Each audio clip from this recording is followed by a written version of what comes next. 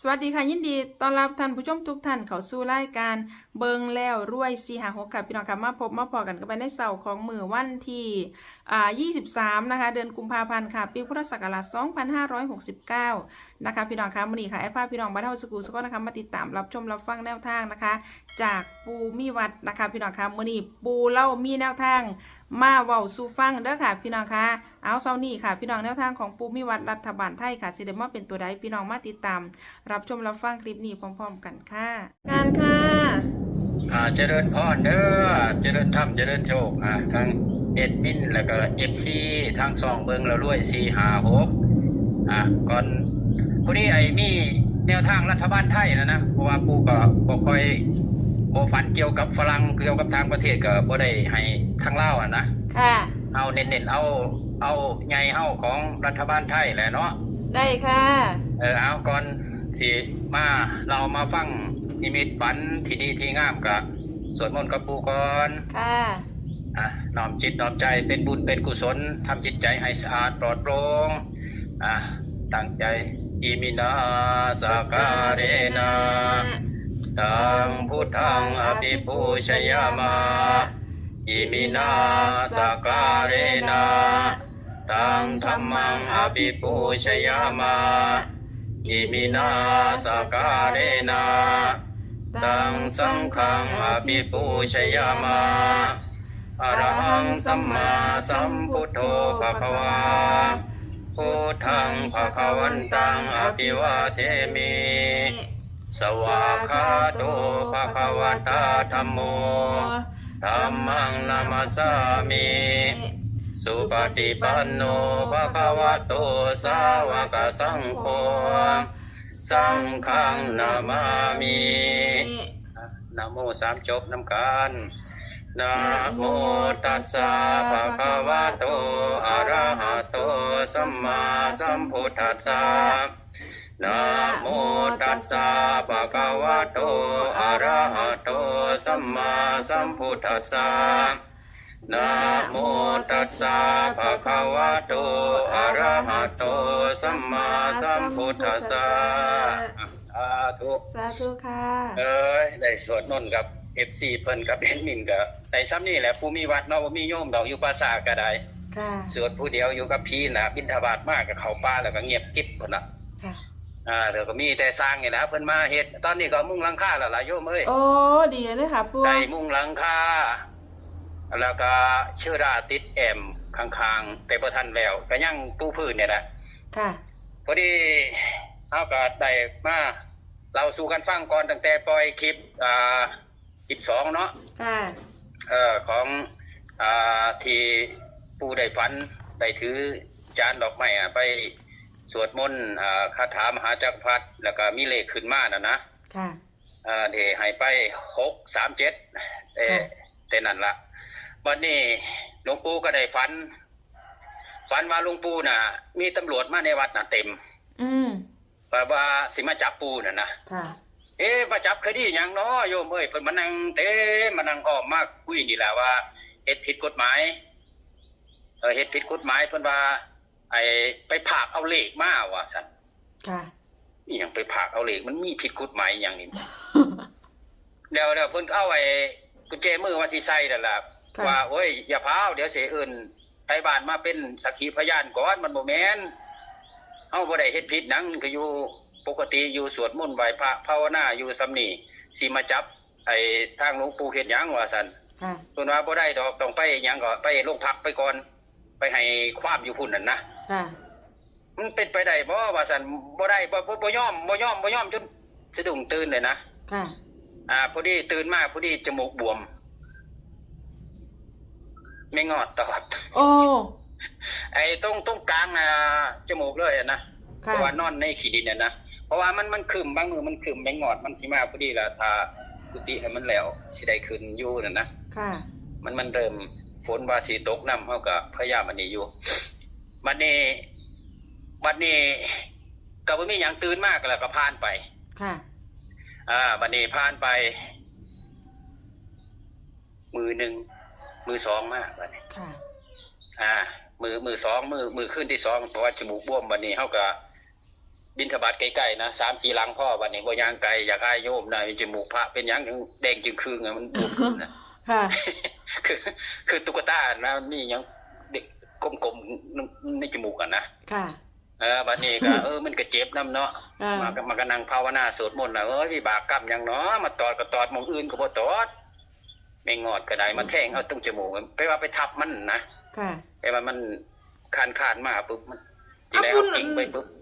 แทงเอาเลยเอา ปรากฏอยู่หมองขี้ดินเลยบ่คะนี่ แม่นในขี้ดินเลยนั่นแหละ ค่ะ เพราะว่ามันบ่มีกุฏิมีหยังเฮาก็อาศัยอยู่ในป่านำ ค่ะ บัดนี้คืนที่2เด้อไอ้ผู้ที่ผู้มีวัดก็อธิษฐานเกี่ยวกับเลขตัวนี้น่ะมันเข้าหรือบ่เข้าว่าตำรวจจับแล้วให้ได้เห็นได้ฮู้ให้กำลังใจโยมเพิ่นแหน่เพิ่นลงทุนไปก็มันสิเสียชื่อเฮาเด้เนาะ ค่ะ อยากให้ทางซ่องที่เฮาหลุดปากไปว่าซ่องเบิ่งแล้วรวยเบิ่งแล้วให้รวยอีหลีจังซี่นะ ค่ะ อันนี้เฮาก็สวดมนต์ภาวนาไปบัดนี้ภาวนาไปเพิ่นหลุดไปหม่องเก่าไอ้ไปหม่องหันแต่บ่ได้ถือดอกไม้ทูบเทียนไปเด้ ไปบองเบ้าผีนี่บ่คะ แม่นหม่องเบาผีนั่นแหละ ค่ะ ไปบัดนี้ไปเห็นเลขอยู่ในป้ายเพิ่นเด้ ค่ะ สุดนี้ไปนะพอบ่ได้ไปเห็นเลขเนี่ยใจมันก็อยากไปแวะไปย่ามเพราะมันอยู่ใกล้กันเนี่ยนะ ค่ะ มันก็บ่มีหม่องไปเพราะว่าจิตเฮามันก็ภาวนาย่านจิตหลุดออกไปสั่นไปสี่ก็เลยหลุดไปแต่หม่องศพนี่แหละ ค่ะ ไปเห็นป้ายนั่นเห็นเลข58โยม โอ้58 58ตัวเดียว ค่ะ 58 ค่ะ นี่ซ้ำนี่เด้ 58 637อาจสิ เน้ เป็น น ตัว บุญ เก่าที่ให้637ไปนั่นว่าตำรวจจับนะ637บนเด้อ 637 เห็น2โต๊ะจังซี่น่ะสิเป็นลางแหละ 637อันนี้คือตำรวจจับแล้วมันบ่คะปู่ แม่ คะ น อ๋อเว้ยตำรวจจับแล้วมีโชคดิปู่ แม่นก็ยังว่าโอ้ยเลขเข้าแท้แล้วคิดว่าในใจโอ้ยอ่อนซ่อนโยมเพิ่นสิได้มีกำลังใจแล้วก็ได้เบิดหนี้เบิดศีลได้เฮ็ดบุญเฮ็ดสร้างบารมีต่อน่ะนะ ค่ะปู่คะ ไอ้58ล่างเด้อ จ้าปู่คะ เพราะว่าไปนะเฮาก็วนเวียนไปแต่หม่องนี้อยากไปเบิ่งว่าเลขจังได๋เพิ่นสิมาบอกอีกบ่ไปเห็นเขียนไปเลยบ่ได้สวดคาถามหาจักรพรรดิหยังดอกเฮาแวะไปเห็นก็ดีใจเลยนะ ค่ะ ไปเห็น58เพิ่มมาอีกได้ล่างให้เพิ่นนํให้ได้เบิดไปซะ ค่ะ ก็ดีใจนํนี่ก็คลิปนี้มีซ้ำนี้เด้ ได้ค่ะปู่คะ เฮาก็ บัดนี้อันที่แม่งอดตอนนี้มันเป็นจังไดคะดังปู่นี่ตอนนี้ยุบ โอ้ยแดง บ่ นี่ คะ บ่มปุ๊บอยู่เนี่ยก็กินยาไอ้พาราอยู่โยมให้โยมเพิ่นไปซื้อให้สร้างน่ะนะไปซื้อยาพารามาแก้ปวด ค่ะ มันบ่ยุบ ใหญ่เองเด้ มันบ่ยุบร่องเลยติค่ะปู่คะ ย่างอยู่เพิ่ง ซ้ำเก่าบ่คะ คืนบ้าน ขึ้นว่า มันบ่อยู่บ่มันแดงอย่างมันบวมใหญ่นึงน่ะ สิบ่ได้ไปหาหมอพุ่นติปู่คะ บ่คิดว่าถ้าเบิ่งก่อนมื้อ2มื้ออีกก่อนสิมีโชคได้นี่ อืมค่ะปู่ ไม่งอดตอดจมูก37ว่าซั่น637 โอ้มันไข้ตัวมันบ่ไตเข้าในหูในข้างในเนาะปู่เนาะ โอ้แปลว่ามันคาดมานะเฮาก็พอดีกำลังสิพลิกมั้งไปมันสูนปุ๊บกดมันก็แทงจุ่มจมูก ค่ะ มันก็บ่แทงหมองอื่นคิดว่าเนาะเพราะมันอยู่ข้างๆนะมันข้างๆกดเฮากดน้อยๆเนาะเฮาก็เอาอันนี้เต็งๆไว้ข้างๆอ่ะนะ ค่ะ ในขี้ดินใบไม้มันก็หลายน้ำมันน่าแรง อ๋อบ่มีน้ำปูติเดี๋ยวนี้ปู่บ่มีน้ำปูติคะ หืม ในไอ้กดนี่บ่มีน้ำปูพื้นติคะปู่คะ บ่มีศาสตร์พื้นน้อยแล้วก็ อ๋ออ อาสนะแล้วก็แค่นั้นแล้วก็หมอนก็บ่มีสังกติ อ๋อ มีกิ้งแล้วก็ใส่ขาบาดแน่หมุนก็ได้ โอ้มันอยู่ติด ศาสตร์ ขี้ ศา ดิ สต น ร์ เล ยัง ย บ่มีพ่อพื้นเด้อโยมเอ้ยสิบอกให้ก็ได้ ค่ะ ศาสตร์ปูนนะเพราะมันเป็นภาษาเนาะมันเป็นที่เงียบอยู่นี่มันบ่มีหยังเลยนะหมอนเสื้อยังบ่มีดอก ค่ะ ถ้วยจานยังบ่มีพอดีได้ไปล้างเอาถ้วยที่หมองเผาศพอ่ะ โอ้ เก่าๆนะมาล้างไว้ใส่แกงว่า ค่ะ พอได้สดน้ำว่าที่ใส่บาตรก็บางส่วน อ๋อค่ะ ก็แค่นั้นแหละอาศัยหาสอนในถ้ำนั่นแหละพอใส่ไปอยู่กับผีก็ได้ อ๋อ ก็บ่มีหยังดอก ค่ะปู่ คิดว่าหลังวันที่1นี่ก็คงสิมีศาสตร์ได้ปูนอนอยู่ดอกนอนมีกุฏิแล้ว ค่ะปู่โอ้ค่ะปู่ ก็มี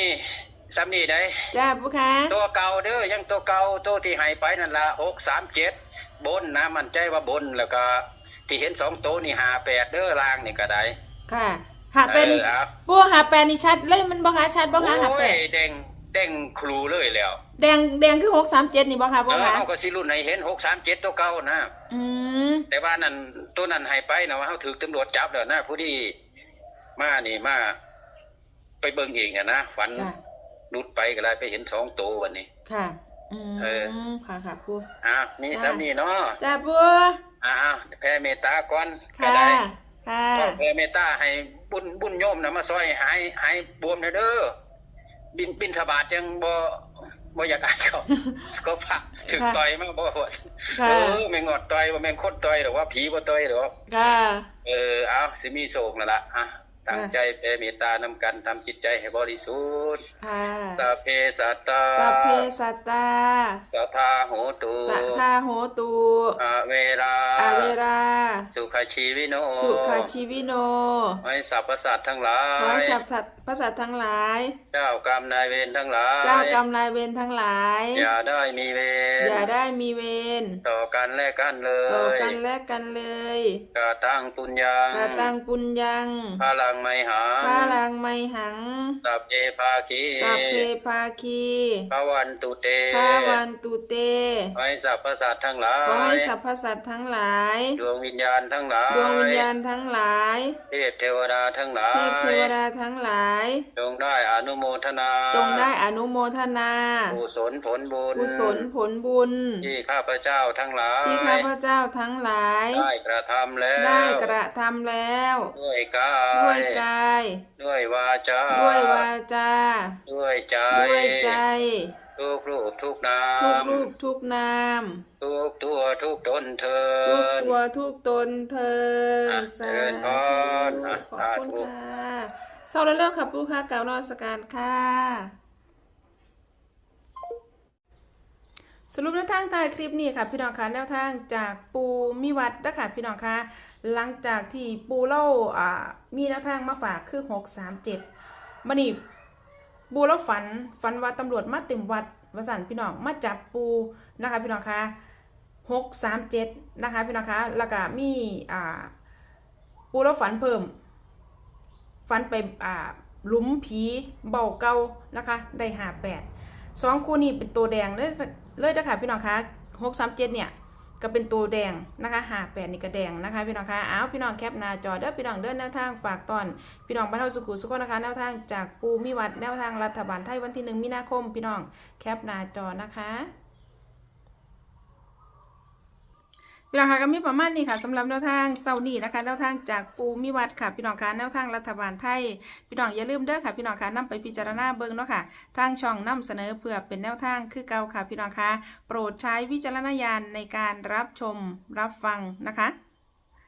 ขอขอบคุณพี่น้องบ้านเฮาสุขุสุขนนะคะสำหรับการติดตามรับชมรับฟังนะคะขอขอบคุณสำหรับข้อมูลในคลิปนี้ค่ะพี่น้องคะขอบคุณแนวทางจากปูมิวัดค่ะสำหรับพี่น้องท่านใดที่เขาไม่เห็นคลิปนี้เป็นเทื่อแรกค่ะพี่น้องคะถ้าว่าอยากสิพลาดกับแนวทาง